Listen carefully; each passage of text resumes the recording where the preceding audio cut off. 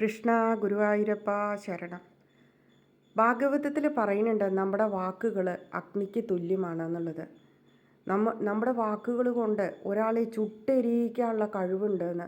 നമുക്ക് വേദന തരുന്ന വാക്കുകൾ നമുക്ക് കേട്ടിട്ടുണ്ടെങ്കിൽ നമ്മുടെ മനസ്സ് ജ്വലിച്ചും കൊണ്ടേയിരിക്കും, അഗ്നി പോലെ എരിഞ്ഞും കൊണ്ടേയിരിക്കും. അഗ്നിയാണ് വാക്ക്. ഈ മനസ്സ് എരിയൽ നമുക്ക് പെട്ടെന്ന് ചെന്നിട്ട് ഒരു മരുന്ന് കഴിച്ചാൽ മാറുമൊന്നുമില്ല.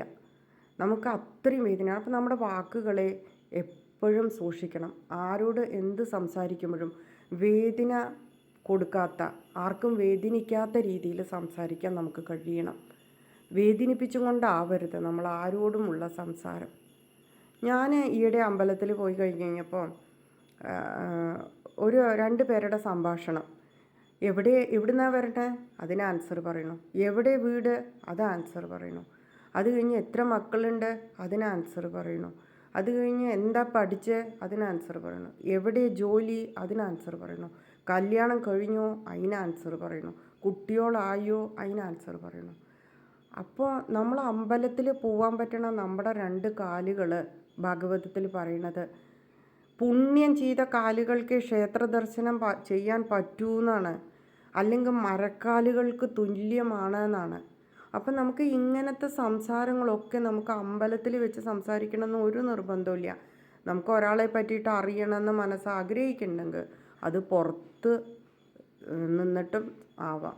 അമ്പലത്തിൻ്റെ ഉള്ളിൽ നമുക്ക് ദർശിക്കാൻ പറ്റിയ നാരായണ നാരായണ എന്ന് നാമം ജപിച്ച് ഏത് അമ്പലത്തിൽ പോയാലും ഏത് നാമാണോ നമുക്ക് നമ്മുടെ നാവിൽ വരണേ അത് ജപിച്ചും കൊണ്ടിരിക്കാം.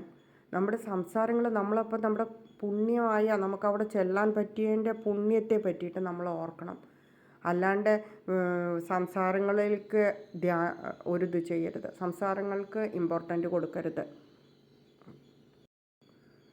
എനിക്കിടയ്ക്ക് തോന്നിക്കാറുണ്ട്, നമ്മുടെ നാക്കിൽ വരണ വെള്ളം ശുദ്ധീകരിച്ച് സംസാരിക്കാനാണോ ഭഗവാൻ തന്നത് എന്ന് ഞാൻ ഇങ്ങനെ ചിന്തിക്കാറുണ്ട് ഇടയ്ക്ക്.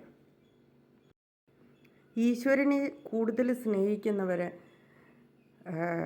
ഒറ്റപ്പെടുമെന്ന് എനിക്ക് തോന്നാറുണ്ട്. അത് ഭഗവാന്റെ ഒരു സൂത്രം കൂടിയാണോ എന്ന് ഞാൻ ഇടയ്ക്ക് ചിന്തിക്കും. എന്താ കാരണം എന്ന് വെച്ച് കഴിഞ്ഞാൽ ഭഗവാന്റെ കൂടെ കഴിയാനാണ് ഇഷ്ടം. അപ്പം നമ്മളെപ്പോൾ നോക്കിയാലും ബിസിയാണെന്ന് വെച്ച് കഴിഞ്ഞാൽ ഭഗവാന് നമ്മളെ കുറച്ച് സമയം ഭഗവാന്റെ അടുത്തിരിക്കാൻ കിട്ടണുള്ളൂ. അപ്പോൾ ഭഗവാൻ എന്ത് ചെയ്യും, മെല്ലെ എന്തെങ്കിലും ഒരു വേദനകൾ തന്നിട്ട് ഈ വേദനിപ്പിക്കണ എന്തെങ്കിലും സംഭവങ്ങൾ ഉണ്ടായിട്ട് ഈശ്വരനിൽ അടുപ്പിക്കും. ഭഗവാൻ അറിയാതെ ഒന്നും തന്നെ ഈ ലോകത്ത് നടക്കണില്ല, ഒരു കാര്യവും ഭഗവാൻ അറിയാതെ നടക്കണില്ല. അപ്പോൾ അതെല്ലാം ഭഗവാന്റെ ഇച്ഛ തന്നെയാണ്.